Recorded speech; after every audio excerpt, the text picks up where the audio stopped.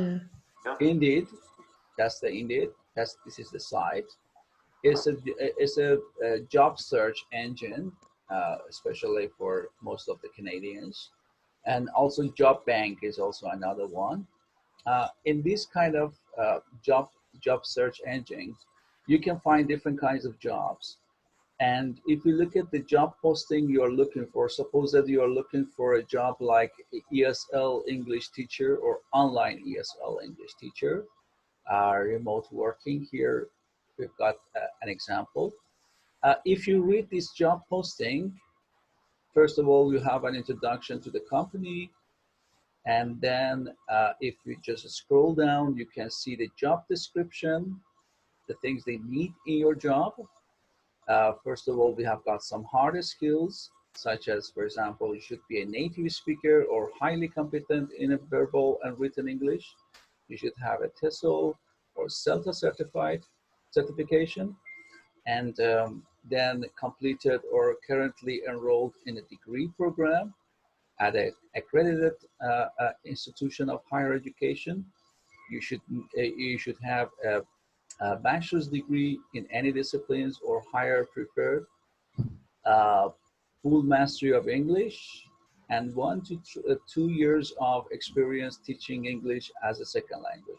So these are the harder skills that you need, and these are the words like CELTA or TESOL or bachelor's degree, mastery of English, should be highly competent, or 1 to 2 years of experience. So these are the words that you need to emphasize in your resume or your cover letter. Also, you've got some qualifications, which we call soft skills. I remember we talked about soft skills and harder skills in the classroom before. So that's why I'm not going to repeat that. So these are some soft skills. These are your characters, or the kind of, the type of people they're looking for. You are highly motivated and results-oriented individual. You are trustworthy, responsible, and always deliver high-quality results. Ability to work independently and as a part of a team with a high degree of flexibility, good problem solving, time management, verbal and written communication skills. You'll also have good judgment, discretion, working with confidential information, and integrity. So these are some job specifications that you should have if you want to be a good candidate for the job, for a potential candidate for a job. So these are the things that you should keep in mind. This here in the job postings, if you just look at some of the job postings, you will get familiar with the kind of vocabulary or the kind of words that you need in order to write in your resume. And you can include all these job specifications. We will talk about them later in the bullet points that you are going to add to your resume. They are looking, you know, the employers and recruiters are looking for these keywords. So try to use them as much as you can. And you know, for different jobs, for different job postings, you may have a different resume. You know, you cannot use the same resume for all different kinds of jobs. It's not like that here in Canada. You have to try to tailor your resume in a way that it is, you know, specific for that kind of job. Okay. I have a question. Yes. Is it necessary that we change our resume according to the employer requested? Yes, it is vitally important. Yes, you know, it's very, very important for, yes, to be noticed, to be, you know, some of the employers are just looking for these words. They don't care about your experience. They don't care about even your hard skills. Through internet. They're looking for example, if you are a trustworthy person or not. That's more important for them. Or if you are a good team player or not. You have to tell them, and you have to give examples why you think that you are a good team player. Okay. It means that we cannot have a general resume, and we should provide a special resume for each job. Yeah. That's what I said. Yeah. Sometimes it's possible to use the same resume for different jobs if they are quite similar, or if they are looking for the same kind of qualifications or the same kind of experience. But most of the time in Canada, it is not possible. So it's better to review your resume for every specific job. You can have a main resume. You can, for example, your hard skills may not change from one resume to another, or your profile may not change from one resume to another. But you can add more specific information, like to your experience or to your bullet points that you're adding to different parts of your resume. Yeah, it's better to revise your resume if you're applying for a different job, and every time it's better to look at those specific points. Of course, it depends on the kind of jobs. Sometimes the jobs that you're applying for are not so, technical, or not so expertized. You don't need to have a specialist expertise in order to apply for those jobs.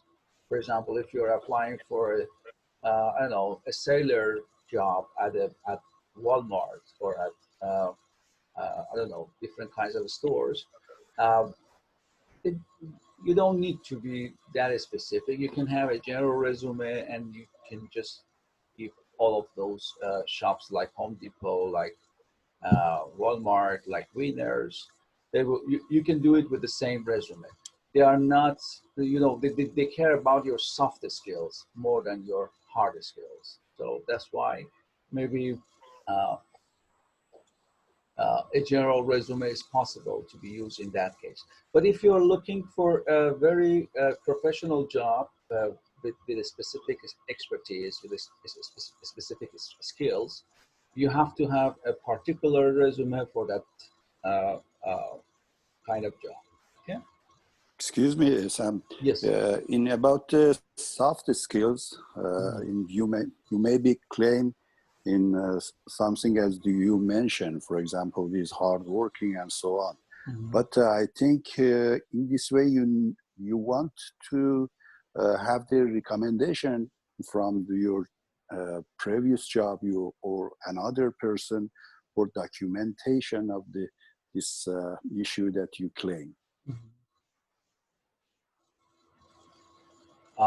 Just the saying that I am hardworking and I am trustful is not enough. No. I told you, sometimes you need to add more specific examples. Yeah. You have to give some examples. I think you need some recommendation from another institute, organization, another experienced person. I told you, it depends on the kind of job you're applying, actually. But literally, you'd better, yes, first write your resume and cover letter, send them the resume and cover letter. And in this way, I want to know the value of the recommendation. Yeah. Let me explain about that. Recommendations are good. For example, when you're applying for a university to teach there, you have to teach at the university. They ask you for recommendations. You have to write a letter. You have to just get some letter of recommendations from a reference to introduce you to them. In that case, yes, you need a letter of recommendation. But normally, usually, you don't need a letter of recommendation. You just need some references, and for every job. But it is only after you are selected at the just the primary steps. That's right. And I think if necessary, the employer do that. I mean that the employer maybe maybe doing background check and ask about previous employer, about us, and about experience and something like that. Of course, they do that, yeah. But I told you, these are the next steps. These are not at the beginning. When you're applying for a job, the two main things that you need are only a resume and a cover letter. If you are selected, then they will ask you for a reference. some references. At least you have to introduce 3 different references, and I will tell you how to what to do later. Okay, just let's continue this. So identify a career, and then try to find the keywords. Try to find the 10 keywords that are mostly used in job postings. And Maybe you have to excuse me, check several job postings. Yes, Farzan. excuse me, Sam, interrupting you. No problem. Because I want to know that you speaking today about the CV for the seeking a job today, or the generally CV. But, I just want to say that everybody that like me have some CV that anybody maybe refer to that and read my previous experience and previous title and so on. It's just the CV. It's not for seeking the jobs. Do you speaking today the CV that's for seeking some job today, or the generally No, I'm how? talking about the CVs or resumes that you're going to apply for a job with. Okay? Yes. Mm-hmm. And not those that you have on your profile or on the Introduce. That's right. internet. These are something personal. You can do it any way that you like. No one is going to just criticize you because you wrote like this or that. That's like right. that. It depends. It's something personal. But when we are these are the things that you have to consider when you're applying for a job. That's right. Thank you.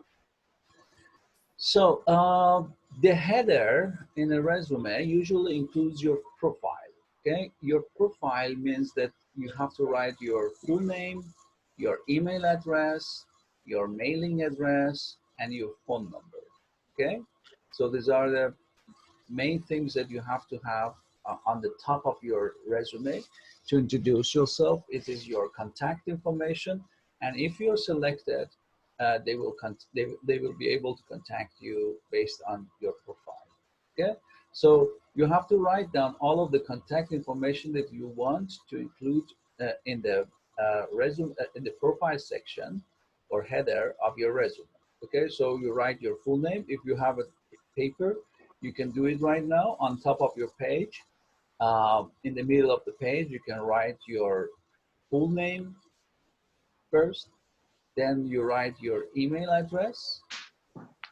Then you write your mailing address. Means the address that they can mail you some letters or some correspondence.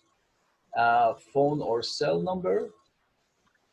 And if you have any social media accounts, like for example, if you have LinkedIn, or if you have Twitter, if you have Facebook account, and you know the link, so you can write the links as well.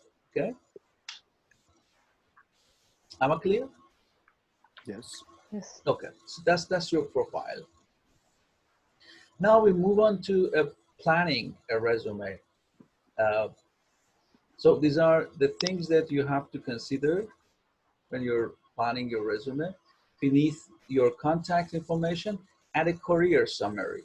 Okay, so after you completed your profile, writing your name, your contact information, then sometimes it's better to add a career summary. This includes a sentence about your career objective. It may also include a few bullet points about your top qualifications and skills. Keep it short and use keywords. Here is an example of a career summary. Okay, look at the example of the career summary for a trained chef. So this is a career summary you can write after your profile. The good point about it is that the employer will know what kind of person is applying for the job in a very quick way, in a short way. Okay, so trained chef with 3 years catering experience, seeking full-time position in a in a fine dining establishment in the Muskoka region. graduate from Best Chef's Cooking School, specializing